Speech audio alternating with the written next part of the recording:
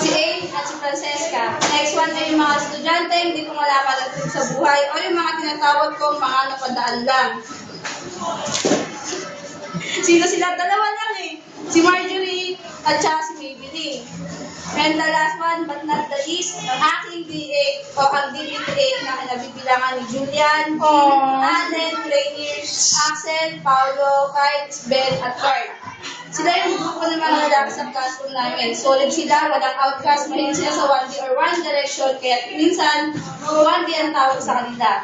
Hingan na ako. Well, paano nga ba ako napunta sa magulong classroom na yun?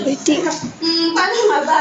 Okay, supposed to be advisor ako ng grade 3. Pero dahil sa mga hindi inaasahang pangyayari, umalis ang advisor ng grade 8. Tapos yung nakuha ng kapalit ay elementary ang major. Ako naman, eto, high school ang major, kaya pinagpalit kami.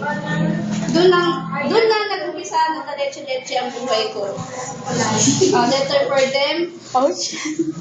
First, alam niyo na ayaw ko sa inyo nung una. Bakit? Hindi ko kasi matanggap na dahil sa inyo. Iniwan ko ang pinakamamahal ko grade 3, faith. Dahil sa inyo, gumula ang buhay ko. Dahil sa inyo, nawala ang enjoyment ko sa pagtuturo. Dahil sa inyo, nalungkot ako. Dahil sa inyo, napapahamak ako. Dahil sa mga nangyari sa akin sa MCA, sinisisi ko sa inyo. Kaya ko makipag-close sa inyo noon. Dahil di ko kayo feeling ko, hindi niyo ako gusto. Kasi nga, bigla ng pag-alis ni Sir Ed sa inyo.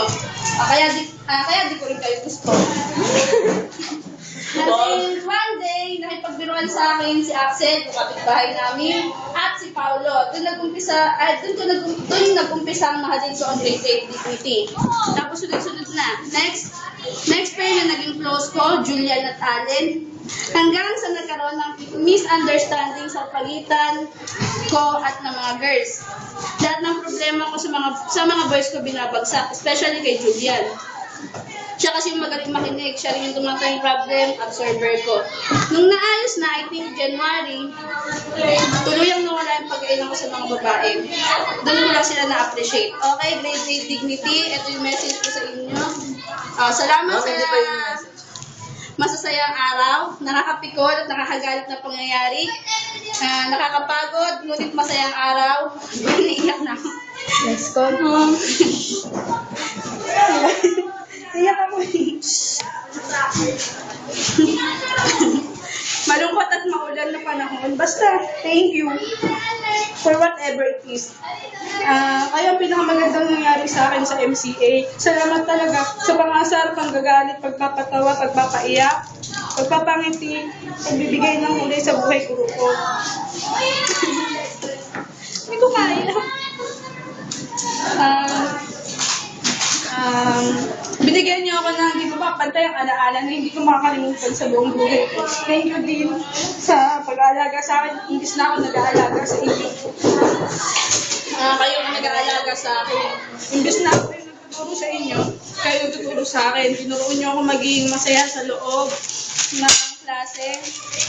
Tinuro niyo sa akin na maging matatag sa mga problema. Tinuro niyo sa akin na pwede palang tawanan ng problema. Posible pala yun. At isang bagay na hindi ko malilimutan na naituro niyo sa akin yung mahalin kayo.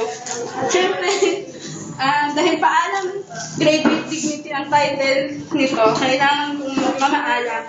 So, grade 8, stand up, goodbye, and thank you, grade 8 dignity. I will never forget you for the rest of my life. Okay. Last dismiss. Ayun, may panturo. Thank you. Ma'am, tama na yan.